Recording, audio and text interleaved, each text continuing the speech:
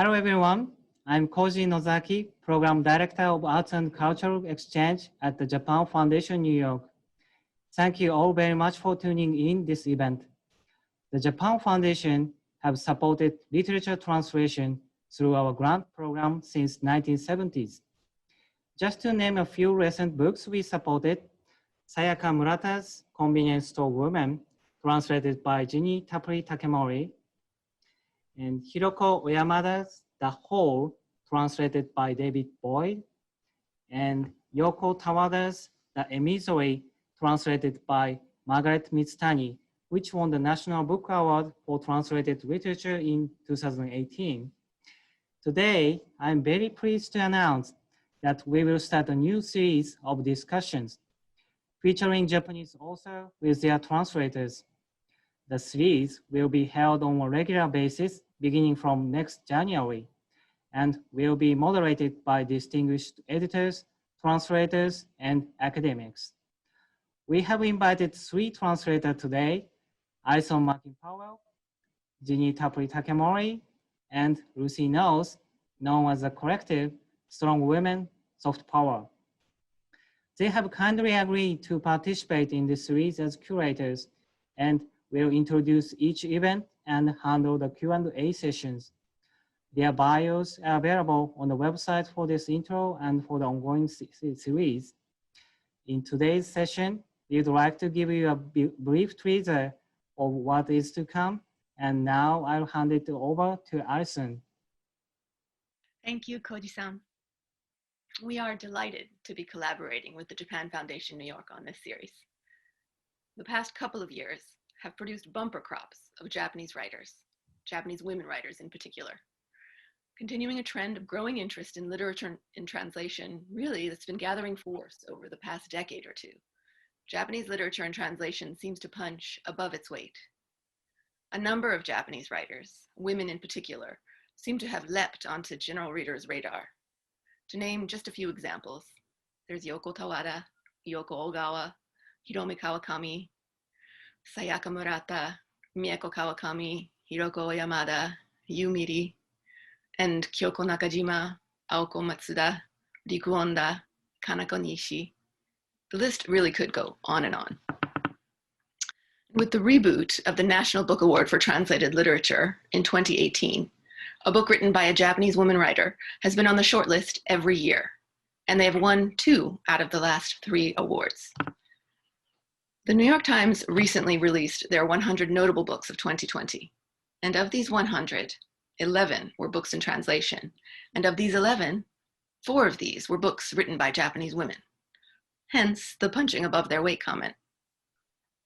Last month, Yu Miri and Morgan Giles received the National Book Award for Tokyo Ueno Station, and we are so pleased that they are going to be a part of the launch event for this new series, in a conversation moderated by Stephen Snyder, who translated the first of Yu-san's novels that was published in English, Gold Rush, back in 2003. It's really extraordinary. And this trend looks set only to continue, with more books by these writers, as well as books by new and as yet unknown writers, being published next year in 2021, as well as in the years to come. And now I'll hand it over to Ginny. Thank you, Allison.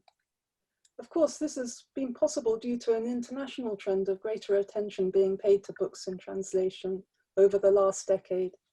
As translators from different languages, many of whom work professionally as freelancers, have become well organized and formed a supportive community to promote their work.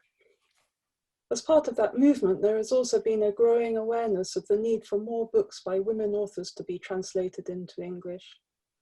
This has led to a number of exciting initiatives aiming to work towards gender parity in literary publishing, including Women in Translation Month started in 2014, and in 2016 there was a large meeting of about 50 translators at the London Book Fair to brainstorm strategies to address the issues.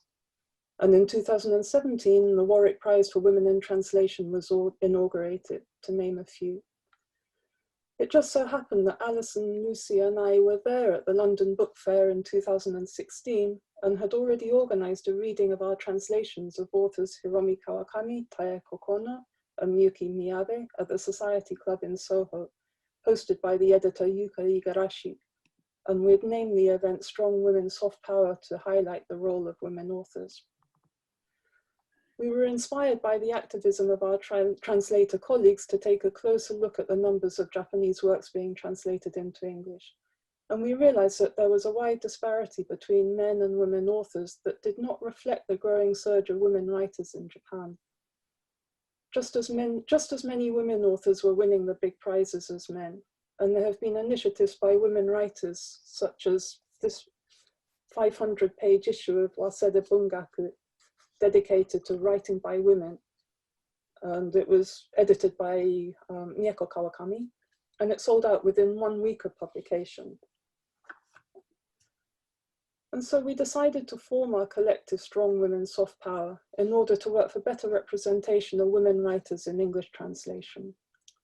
In November 2016, we collaborated with some of our translator colleagues to produce an article for the LitHub website, recommending 10 workers by Japanese women authors.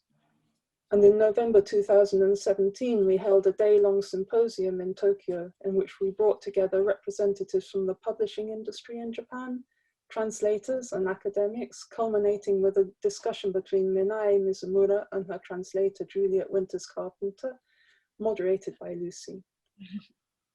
The symposium was sold out in advance, and it was a joyous and inspiring event for everybody, I think. So we now really feel part of a movement that has been working to close the gap between male and female writers in translation, and also bridging the differences between the literary scene in Japan and the publishing scene in the US and the UK. And of course, all this relates to the greater responsibility and confidence felt by many of our translator colleagues to work to inform editors and booksellers of the incredible variety and quality and sheer diversity of books that are out there in Japanese. And I think this is now over to Lucy. Thank you. So on now to what we hope to do in this series of events and the books we are planning to feature. Our first 3 events are already decided. First up, we will have the writer Yu Miri and her translator Morgan Giles.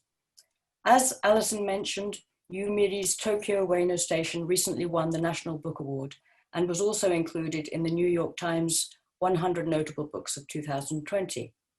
A heart-rending but low-key and at points exquisitely beautiful account by the unquiet spirit of a laborer who is Zainichi Korean and embodies the hidden exploitation, discrimination, and exclusions involved in many of Japan's modernization projects, and who now haunts the environs of Ueno Station, along with the unseen homeless, ruminating on his life and the ironies of history. This is a short but complex book that packs a real punch. We are truly honored that Yu Miri will be with us to launch our series, along with her accomplished translator, Morgan. The moderator for this discussion will be Professor Stephen Snyder, who has translated many works from Japanese, including Yoko Ogawa's Memory Police, which was shortlisted for the International Booker and the National Book Award. Our second discussion will be between Sayaka Murata and her translator Ginny Tapley Takemori, moderated by John Freeman, who has recently been appointed executive editor of Knopf. Now a global sensation with her works translated into nearly 40 languages, Sayaka Murata is a writer who truly needs no introduction, with a huge readership around the world. Following on from her hit, Convenience Store Woman, Murata-san's novel, Earthlings, was published in English in October 2020 and was recently named one of the New York Times' 100 Notable Books of the Year. Earthlings plays with the boundaries between straight-talking and acceptability in ways that are by turns shocking and comic, always with the intention of questioning accepted norms, particularly those regarding sex and gender. We look forward with tremendous anticipation to the discussion that will unroll between Murata-san, her brilliant translator, Ginny, and John Freeman, and to being able to delve into these issues even more explicitly. Our third event for the series will feature Kanako Nishi, a prize-winning and much beloved writer who has a huge readership in Japan, along with her translator, Allison Markin Powell, interviewed by the writer Kyoko Nakajima. Nishi-san's most well-known work is Saraba, an intriguing buildings roman set in Egypt, Iran, and Japan, but she's also highly admired for her exquisite writing style, which she demonstrates delectably in her zuihitsu, or essays, some of which have been published in Granta and LitHub. As those essays demonstrate, part of the art of zuihitsu involves yoking together subjects that at first sight seem totally disparate in ways that are deliciously witty and provocative, and ultimately disturbingly logical. Nakajima-san is the author of the Naoki Prize-winning novel, The Little House, translated by Ginny, and the forthcoming story collection, Things Remembered and Things Forgotten, translated by Ginny and Ian MacDonald. She regularly interviews other writers for the media in Japan and knows Nishi-san well. We are honored indeed to have this duo of writers, along with Nishi-san's magnificent translator, Allison, and I, for one, am quite sure that the discussion will be scintillating.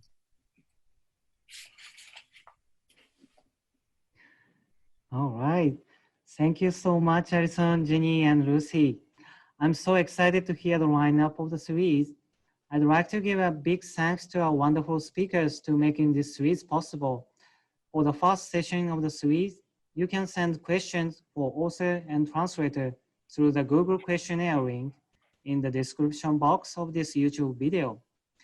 So we look forward to seeing you again at our next event. Please stay safe and have a nice holiday and Happy New Year. 良いお年をお迎えください。